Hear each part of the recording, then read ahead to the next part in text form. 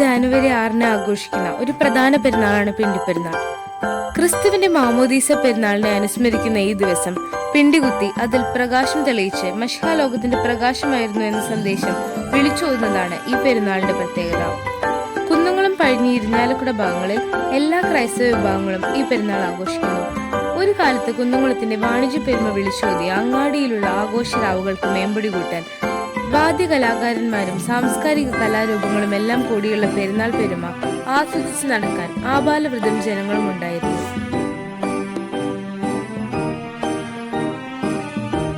തെക്കേ അങ്ങാടി പള്ളിയുടെ പ്രധാന പെരുന്നാളും ഈ ദിവസങ്ങളിലായിട്ടാണ് ആഘോഷിക്കുന്നത്. നാടിന്റെ അനുഗ്രഹത്തിനായി അങ്ങാടി ചുറ്റിയുള്ള പ്രദക്ഷിണം പള്ളിയിൽ തിരിച്ചെത്തിയാൽ പിന്നെ പാതിരാത്രി വരെ പിണ്ടികൾ തെളിയിച്ചും കരിമരുന്നുകൾ കത്തിച്ചും ആഘോഷത്തിന് തിരിതെളിയുകയായി.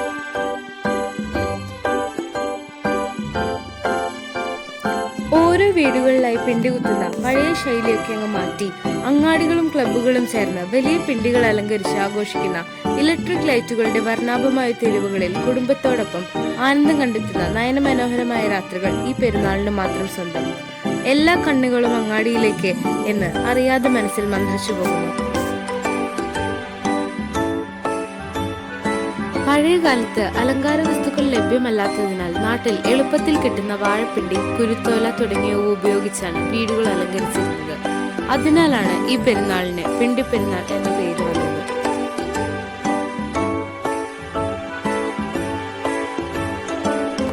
കാലം മാറിയെങ്കിലും പാരമ്പര്യവും വിശ്വാസവും ചേർന്ന ഈ പെരുന്നാൾ ഇന്നും കേരളത്തിലെ ക്രൈസ്തവ സമൂഹം ഭക്തിയോടെയും ആഘോഷത്തോടെയും അനുസ്മരിക്കുന്നു.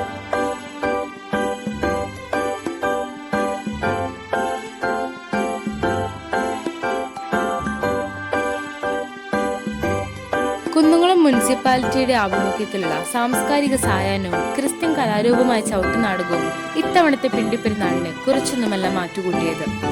എല്ലാ മതവിഭാഗങ്ങളും ഒത്തുകൂടി ഒരു സ്കൂൾ മുറ്റത്തെ മാവൻ ചോട്ടിലിരുന്ന് കലാരൂപം ആസ്വദിക്കുന്ന ആ പഴയ ആസ്വാദന ശൈലി ബന്ധങ്ങളുടെ ഊട്ടിയുറപ്പിക്കലിന് പെരുന്നാളുകളും ആഘോഷങ്ങളും നൽകുന്ന ചെറുതല്ലാത്ത സംഭാവന എടുത്തു കാണിക്കുന്നു. ആഘോഷരാവുകളുടെ പ്രഭാപൂരിതമായ രാത്രിയിൽ ഒരു പിണ്ടിപ്പെരുന്നാൾ കൂടി മനസ്സിൽ ഒരു കുളിർമഴ പെയ്ച്ച് കടന്നു പോകുന്നു.